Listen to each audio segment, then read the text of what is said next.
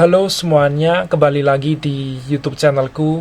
Jadi di video kali ini aku mau bahas sebuah fenomena yang terjadi di seluruh dunia yang bernama sinophobia. Tapi sebelum itu, mohon bantuannya untuk like, komen, dan subscribe untuk membangun channel ini.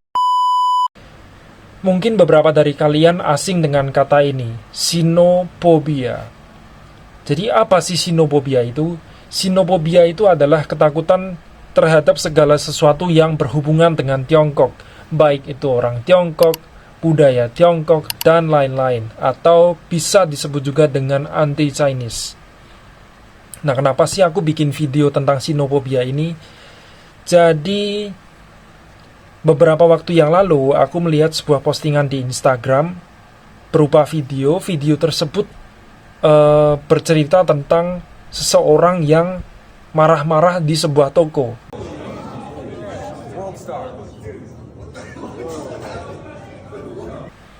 Aku nggak tahu marah karena apa, tapi ketika aku buka komennya, aku baca komennya, itu banyak orang yang sinophobia gitu. Nah, mulai dari situlah aku terpacu untuk membuat video ini. Aku penasaran kenapa sih orang bisa sinophobia.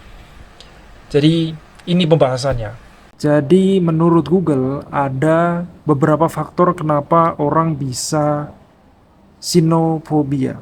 Yang pertama adalah kesalahpahaman tentang Tiongkok, salah penilaian strategis, manipulasi politik, trauma terhadap kekerasan yang dilakukan orang Tionghoa di masa lalu, perselisihan regional, keluhan bersejarah, dan lain-lain. Sinophobia sudah terjadi di seluruh dunia, termasuk di Indonesia.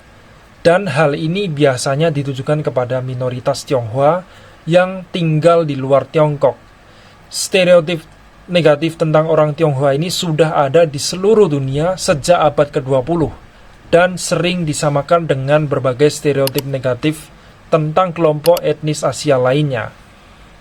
Lalu, sinophobia ini kemudian diperparah dengan munculnya pandemi COVID-19 yang manifestasinya bisa berupa diskriminasi, rasisme, pelecehan verbal, hinaan, makian, dan lain-lain. Korbannya pun juga berbagai macam gitu. Mulai dari anak-anak, orang tua, bahkan yang bukan China daratan juga mengalami hal yang sama.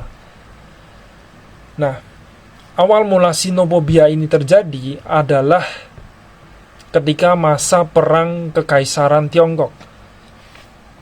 Lord Palmerston yang saat itu menjadi penyebab perang opium pertama pada tahun 1839 sampai 1842 menganggap bahwa budaya Tiongkok itu tidak beradab dan pandangan negatif inilah yang kemudian menyebabkan perang. Stigma negatif ini terus berkembang selama Perang Opium Kedua yang terjadi pada tahun 1856 sampai 1860. Kemudian setelah Tiongkok mengalami kekalahan dalam Perang Opium Kedua, Lord Elgin tiba di Peking yang sekarang menjadi Beijing dan memerintahkan untuk melakukan penjarahan dan pembakaran istana musim panas Kekaisaran Tiongkok sebagai pembalasan dendam. Di Amerika Serikat, Undang-Undang Pengecualian Tionghoa tahun 1882 disahkan sebagai respons terhadap meningkatnya sinophobia. Undang-undang ini melarang semua imigrasi pekerja Tionghoa dan mengubah mereka yang sudah berada di negara tersebut menjadi orang kelas 2. Undang-Undang tahun 1882 ini adalah undang-undang imigrasi AS pertama yang menargetkan etnis atau kebangsaan tertentu. Sementara itu, pada pertengahan abad ke-19 di Peru, orang Tionghoa digunakan sebagai pekerja budak dan mereka tidak diizinkan untuk memegang posisi penting apapun dalam masyarakat Peru. Hal serupa juga diterapkan oleh pemerintah Hindia Belanda.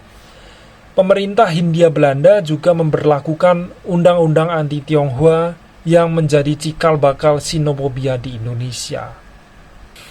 Nah, jadi itu dia sedikit informasi mengenai sinophobia Dan aku berpesan juga kepada kalian, kalau misalkan ada orang yang salah, salahkan saja orangnya, jangan salahkan sukunya, jangan salahkan agamanya.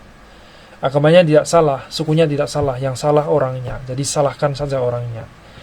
Dan semoga dengan adanya video ini bisa menambah wawasan kalian tentang xenofobia, dan aku berharap ya hal ini tidak terjadi kepada kalian lah. Jangan sampai rasis ke orang lain, jangan sampai menyalahkan agama atau suku orang lain karena tindakan orang tersebut gitu. Janganlah ya. Oke, segitu aja video kali ini. Semoga bermanfaat bagi kalian. Terima kasih sudah menonton. Jangan lupa like, comment, dan subscribe. Bye-bye.